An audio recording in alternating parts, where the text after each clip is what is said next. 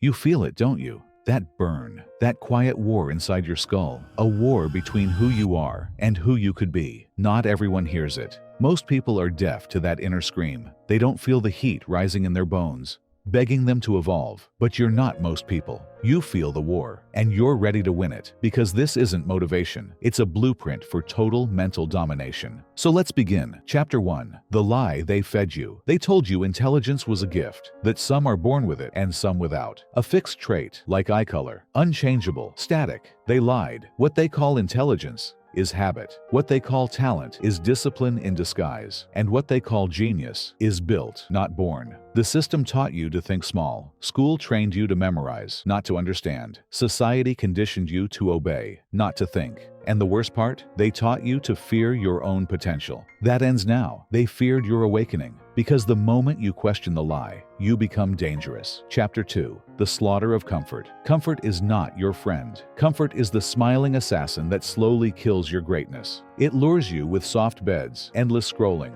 and junk dopamine. And it leaves you mentally bloated, fat, slow, and lazy. You will have to slaughter comfort. Wipe out your distractions, exile your excuses, execute your soft habits with precision. Sleep less, move more, train your brain like it's a war machine. Because it is. And in this war, there are no survivors, only conquerors. Chapter 3. Mental chaos therapy. You will break. And that's the point. Your brain wasn't designed for safety. It was forged for chaos. And only through chaos will it adapt and become superior. Overwhelm it. Crush it with volumes of new data, languages, algorithms, thought systems. Study until your eyes blur. Learn until your ego bleeds. You are not learning. You are rewiring. You are not reading. You are reprogramming the matrix of your mind. And when your brain begs for mercy, laugh. Because mercy is weakness, and you have none left to give. Growth doesn't whisper. It screams while dragging you through fire. Chapter 4. Self-erasure.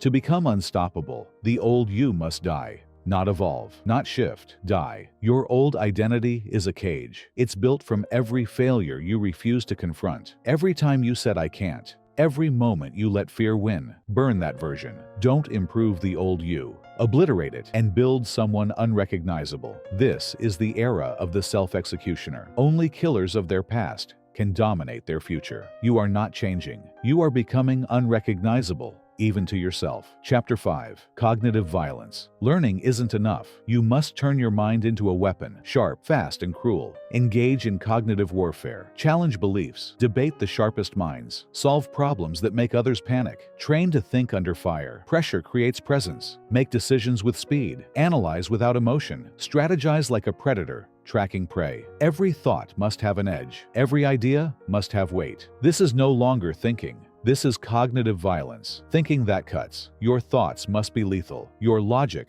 must be armor-piercing. Chapter 6. Mental alchemy. Now you begin the transformation, turning chaos into clarity, turning knowledge into command. Build frameworks. You're no longer a student. You're a strategist. You don't read to learn. You read to extract. You don't observe. You penetrate. Every book becomes ammunition. Every conversation, a battlefield. Every situation, a simulation for mastery. This is not self-help. This is mental alchemy, and you are the blacksmith of your own supremacy. You don't study to remember. You study to dominate. Chapter 7. The isolation of mastery. Mastery is a lonely path. The higher you climb, the fewer can breathe your air. They will call you obsessive. They will call you arrogant. They will call you insane. Good. You weren't built for the crowd. You were built to conquer what they fear. Let them stay behind, chained to comfort. You'll walk alone, because the summit was never meant to be crowded. And when you stand at the peak, your silence will scream louder than their noise ever did. Chapter 8. The Neverending Ascent. There is no end. This is the final lesson. Greatness is not a place. It's a direction, a path walked daily, not a throne claimed once. You will not rest. You will not retire. You will not celebrate too long. You will rebuild again and again. Because evolution is your addiction. Because discipline is your language. Because dominance is your nature. Calm but cold. You've heard the truth. You've seen what's possible. You now know the path. Brutal, merciless, but real. But here's the part no one will tell you. Most people will hear this, and do nothing. They'll nod. They'll feel inspired for 5 minutes. Then, they'll go back to their phone, back to the comfort, back to the weakness. But not you. If you're still here, you've already proven that you're different. You've already shown the hunger that 99% will never understand. So here's your next step. Subscribe. Not for entertainment, not for dopamine, but for war. This channel isn't about trends. It's about transformation. Subscribe, turn on notifications, and start becoming what they fear.